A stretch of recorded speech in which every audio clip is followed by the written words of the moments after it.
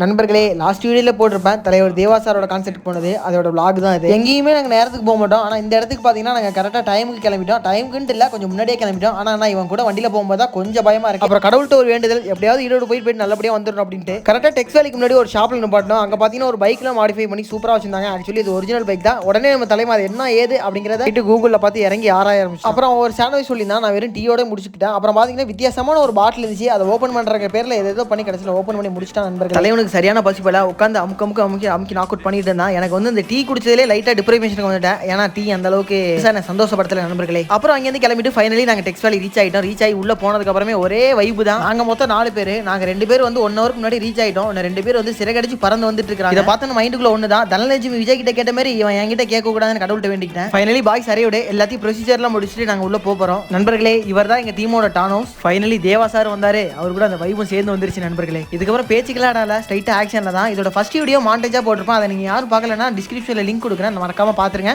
இதையும் பார்த்து முடிச்சிடுங்க. நாங்களும் எல்லாம் சேஃபாக வீட்டுக்கு போய்ட்டு அதை முடிச்சுட்டு டாட்டா நண்பர்களே.